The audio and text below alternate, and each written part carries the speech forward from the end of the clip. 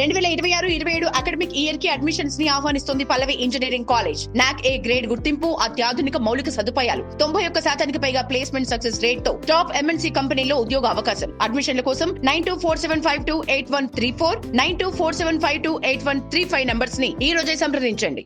భారతదేశానికి ఇప్పటి వరకు ఎవరెవరు ఉపరాష్ట్రపతులుగా ఎవరెవరు ఉన్నారో ఇప్పుడు తెలుసుకుందాం. మొదటి ఉపరాష్ట్రపతిగా డాక్టర్ సర్వేపల్లి రాధాకృష్ణ 1952 నుంచి 1962 వరకు పదవిలో ఉన్నారు.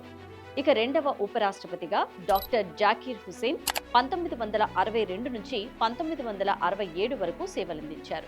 ఇక మూడవది ఉపరాష్ట్రపతిగా వివి గిరి 1967 నుంచి 1969 వరకు పదవిలో ఉన్నారు.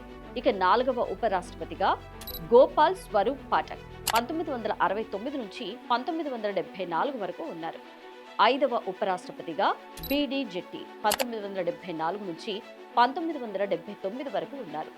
ఆరవ ఉపరాష్ట్రపతిగా మహమ్మద్ హిదయుతుల్లా 1979 నుంచి 1984 వరకు ఉన్నారు. ఏడవ ఉపరాష్ట్రపతిగా ఆర్ వెంకటరమణన్ 1984 నుంచి 1987 వరకు ఉన్నారు.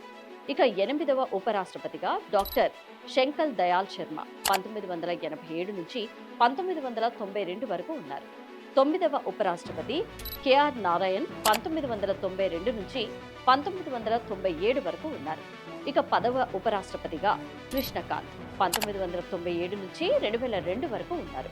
11వ ఉపరాష్ట్రపతిగా బైరామ్ సింగ్ షెకావత్ 2002 నుంచి 2007 వరకు ఉన్నారు.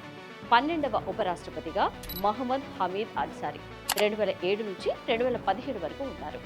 ఇక 13వ ఉపరాష్ట్రపతిగా ముప్పవరపు వెంకటయ్య నాయుడు 2017 నుంచి 2022 వరకు ఉన్నారు.